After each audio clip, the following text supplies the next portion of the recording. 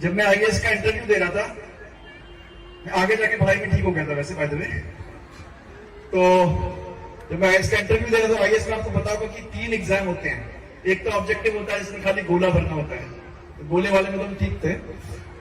और फिर एक लिखने वाला होता है, लिखने वाले में भी हम ठीक थे। और फिर एक होता है पूछने वाला, सवाल जवाब वाला, जिसको इंटरव्यू कहते हैं, पर्सनालिटी टेस्ट कहते हैं। तो जब फॉर्म भरना होता है मेंस में, तो आपको अपनी उसमें हॉबीज लिखनी होती है, आपके क्या क्या शौक हैं। तो फॉर्म भर रहा था, जल्दबाजी में था, मैंने कहा पता नहीं होगा या नहीं होगा। हॉबीज वाला कॉलम आया तो हमने उसमें लिख दिया सिटी हो जाना। ऑब्वियसली अब हो गया, मेंस भी हो गया, इंटरव्यू की बारी आ गई। इंटरव्यू में जो वहां पे थे हमारे जो चेयरमैन साहब रहे होंगे या मेंबर्स रहे होंगे, सबने बड़े सवाल पूछे। आप उत्तराखंड से हैं, वहां पे क्या दिक्कतें आती हैं, और इसके बाद आप जेएनयू से पढ़े हैं, जेएनयू में किस तरह का माहौल है। फिर ऐसे पलटते पलटते मेरा फॉर्म, एक वहां पे जो थे टीचर, उन्होंने बोला मिस्टर रावत, आपके तो बड़े अजीब गरीब शौक हैं। आपने लिखा हुआ है कि यार हॉबीज टू विसल। पहली बात तो ऐसा शौक किसी का हो कैसे सकता है कि उसकी विस्लिंग का शौक हो। तो मैंने कहा सर नहीं, मेरे पिताजी को भी था विस्लिंग का शौक, तो मैंने सीख लिया। तो आई टू विसल।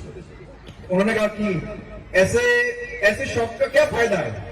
तो मैंने कहा सर एक तो फायदा ये है कि भैया आपको इंस्ट्रूमेंट नहीं खरीदना पड़ता, गिटार भी नहीं चाहिए, हारमोनियम भी नहीं चाहिए, अपने आप से बजा रहे हो, अपना एंटरटेनमेंट हो रहा है। उन्होंने कहा अच्छा, और इसका नुकसान क्या हो सकता है। तो मैंने कहा इसका नुकसान ये है कि इसको आप गलत जगह पे बजा दो तो आपको भी कोई बजा देगा। फिर उसके बाद उन्होंने मुझसे पूछा कि आपको पता है अभी कोई बहुत बड़ा विसल ब्लोइंग का केस हुआ था इंडिया में। विसल ब्लोइंग आप जानते हैं किसको कहते हैं, जब जहां पे कोई करप्शन होता है तो उसको जो उजागर करता है उसको विसल ब्लोअर कहते हैं। मैंने कहा हाँ साहब हुआ था, वो कोई केस हुआ था एनएचएआई में तब, जिसके बारे में कुछ शिकायतें थी, तो कोई विसल ब्लोअर थे, उनकी हत्या हो गई थी। तो जवाब आपने सही दे दिया।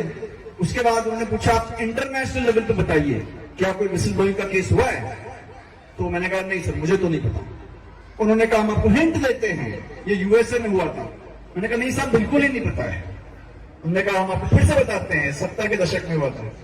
तो मैंने कहा सर शायद वाटरगेट स्कैंडल होगा। उन्होंने कहा हाँ सही बताया आपने, लेकिन कौन था जिसने सीटी बजाई। तो मैंने कहा सर मुझे नहीं पता किसने सीटी बजाई उस केस में, लेकिन शायद उसका पता नहीं चला है, मीडिया में रिपोर्ट्स आई होंगी। तो इंटरव्यू खत्म हो गया। मैं जब बाहर आया, बाहर आने के बाद जेएनयू चला गया। जेएनयू के बाद 7-8 दिन के बाद मैंने अखबार पढ़ा। अखबार में देखा the famous whistle blower has been found out. तो मुझे लगा तुक्का भी हमने सही मारा था। तो कई बार ऐसा होता है, शौक वही भरने चाहिए जो असली में होते हैं। इसलिए जैसे आप हो वैसा ही करो, वैसे ही दिखो।